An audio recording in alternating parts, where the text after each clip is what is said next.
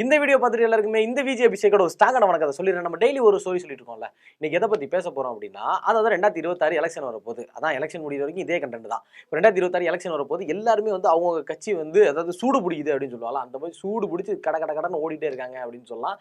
இப்போ அதே நேரத்தில் வந்து ஏடிஎம்கே வந்து ரொம்ப வீக்கா இருக்காங்க அப்படின்னு சொல்லி ஒரு சிலர் எல்லாமே சொல்லிட்டு இருக்காங்க. ஆனா அதை தலைகீழ மாத்துற மாதிரி தான் ஓபிஎஸ் வந்து ஒரு அறிக்கை ஒன்று வெளியிட்டிருக்காரு.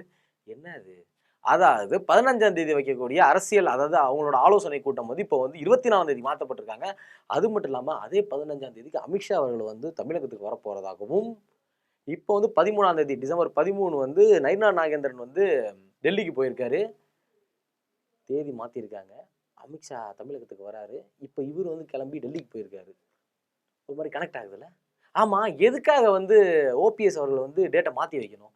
அத பத்தி தான் இந்த வீடியோல நம்ம டீட்டெயிலா பேச போறோம். அதனால எதுக்காக வந்து டேட்ட மாத்தி வச்சாங்க? என்ன நடக்க போகுது? அப்படின்றத தான் இந்த வீடியோல நான் டீட்டெயிலா சொல்லப் போறேன். ஸோ அத பத்தி நீங்க தெரிஞ்சுக்கணும் அப்படின்னா இந்த வீடியோ ஃபுல்லா பாருங்க. நான் உங்க விஜய் அபிஷேக். இது நம்ம ஜெம் டிவி.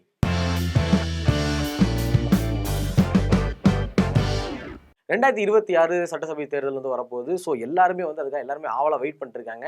எதுக்காக அப்படின்னா யார் தான் அடுத்து நம்மள ஆட்சி பண்ண போறாங்க? ஏன் அப்படின்னா ஒருதலை மக்கள் எல்லாருமே வந்து டிஎம்கேக்கு சப்போர்ட் பண்றாங்க, ஏடிஎம்கே சப்போர்ட் பண்றாங்க, புதுசா டிவிகேன்னு ஒரு கட்சி சப்போர்ட் பண்றாங்க. கருத்து கணிப்புல போட்டு பார்த்தோம் அப்படின்னா அவங்களுக்கு 20% இவங்களுக்கு 25 இவங்களுக்கு 45 அவங்க 70 தொகுதி, 25 தொகுதி, 30 தொகுதி அப்படின்னு சொல்லிட்டு எல்லாமே கருத்து கணிப்புல ஒரு பாயிண்ட் வச்சுட்டே இருக்காங்க. ஆனா யார் தான் ஜெயிக்க போறா அப்படின்றது இந்த வருஷம் வந்து ரொம்பவே ஒரு மாதிரி கன்ஃபியூஷனா இருக்குன்னே சொல்லலாம். ஏன் அப்படின்னா இத்தனை வருஷமா வந்து ஏடிஎம்கே டிஎம்கே அந்த ரெண்டுக்கு மட்டும் தான் போட்டியே அப்படின்ற மாதிரி இருந்துச்சு. இப்ப டிவிகேன்னு ஒரு கட்சி வந்து டிவிகேக்கு டிஎம்கே அவங்களுக்கு மட்டும் தான் போட்டியே அப்படின்னு சொல்லிட்டு இருக்காங்க. ஸோ அதனாலேயே வந்து இந்த 2026 வந்து ஒரு மாதிரி சூடு பிடிச்சிட்டு போகுது அப்படின்னே சொல்லலாம். அதாவது இப்ப அதிமுகல வந்து முன்னாடி முதலமைச்சரா இருந்தவர் யாருன்னு பாத்தீங்கன்னா பன்னீர்செல்வம். இவர் தான் வந்து முதலமைச்சரா இருந்தாரு. அதுக்கப்புறம் தான் இப்ப எடப்பாடி இருக்காருன்னு வச்சுக்கோங்களேன். அதாவது இப்போ வந்து பன்னீர்செல்வம் வந்து திடீர்னு ஒரு தகவல் ஒன்று வெளியிட்டிருக்காரு. அதாவது 15ஆம் தேதி வந்து ஒரு மீட்டிங் ஒன்று வைக்க போறதா இருந்தது. அரசியல் ஆலோசனை கூட்டம் ஒன்று வைக்க போறதா இருந்தாரு. அதை வந்து 24ஆம் தேதிக்கு வந்து மாத்திட்டாங்க. எதுக்காக அப்படின்னா சொல்லல. அதாவது 24ஆம் தேதி மாத்திருக்காங்க. அது மட்டும் இல்லாம அன்னைக்கு தான் வந்து எம்ஜிஆர் அவரோட நினைவு நாளா கூட இருக்கு. ஸோ அந்த டைம்ல வந்து சொல்ல போறதா அவர் அறிவிச்சிருக்காரு. எதனால வந்து இதை சேஞ்ச் பண்ணாங்க அப்படின்றத தாண்டி இன்னொரு டீட்டெயில் நம்ம உள்ள போய் பார்ப்போம். அதாவது இப்போ வந்து 15ஆம் தேதி வந்து அதே மாதிரி அமித்ஷா அவர்கள் வந்து தமிழகத்துக்கு வரப்போறதா ஒரு தகவல் ஒன்று வந்திருக்கு. அது மட்டும் இல்லாம இன்னைக்கு 13 அதாவது டிசம்பர் 13ஆம் தேதி நயினா நாகேந்திரன் வந்து இப்போ வந்து டெல்லி கிளம்பி போயிருக்காரு. எதுக்காக போனார் அப்படின்னு பாத்தீங்க அப்படின்னா, அதாவது வைஸ் பிரசிடென்ட் அவரோட சிபி ராதாகிருஷ்ணன் அவர் வந்து இப்போ ஒரு ஃபங்க்ஷன்ல கலந்துக்க போறாரு. என்ன ஃபங்க்ஷன் அப்படின்னா முத்தரையாரின் தபால் தலை வெளியீட்டு விழா. இந்த விழா வந்து நடக்க போகுது டெல்லியில. அதுக்காக வந்து நயினா நாகேந்திரன் போயிருக்கிறதா ஒரு தகவல் ஒன்று சொல்லியிருக்காங்க. ஆனா அவர் அதுக்கு மட்டும் போகல.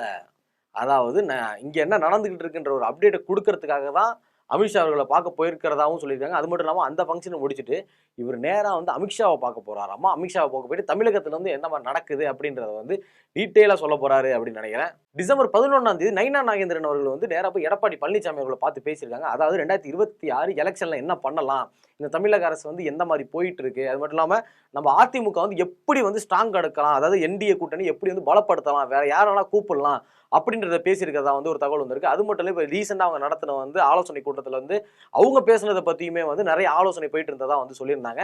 இப்போ வந்து அமித்ஷா அவர்களை பார்க்கறதுக்காக இப்போ நயினா நாகேந்திரன் போயிருக்காரு. அது மட்டும் இல்லாமல் இதுக்கு முன்னாடி வந்து பார்த்தீங்கன்னா அண்ணாமலை அவர்கள் வந்து டிடிவி தினகரன் வந்து கோயம்புத்தூர்ல வந்து நேராக போய் பார்த்து பேசியிருக்காங்க. ஸோ எல்லாமே பார்த்தோம் அப்படின்னா ஒரு மாதிரி சக மாதிரியே கனெக்ட் ஆகுது.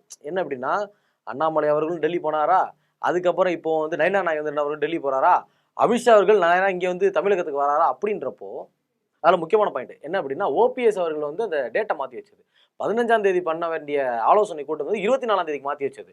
அதனால 15ஆம் தேதி எனக்கு தெரிஞ்சு அமித்ஷா நேரம் இங்கே வருவார்.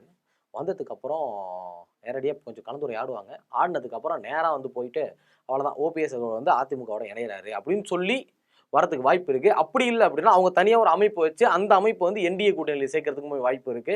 ஸோ இதுதான் என்ன அப்படின்னா இப்போ இந்த நேரத்தில் வந்து அதிமுக கூட வந்து யார் அதை இணைய போறா அப்படின்றது வந்து இன்னுமே சொல்லல. அதை என்டிஏ கூட்டணியில் இருக்காங்க, பிஜேபி கூட இருக்காங்கன்றது தெரியும்.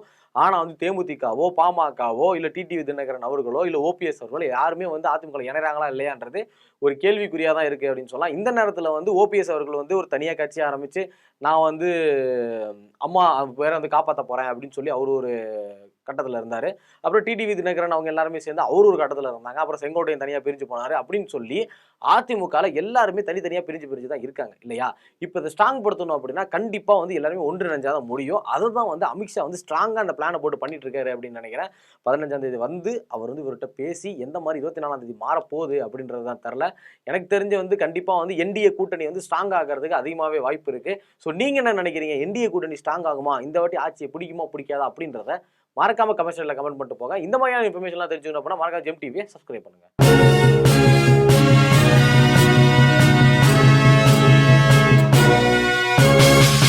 உடனுக்குடன் அப்டேட் தெரிந்து கொள்ள ஜெம் டிவி தமிழ் ஆப்பை இன்ஸ்டால் செய்யவும்.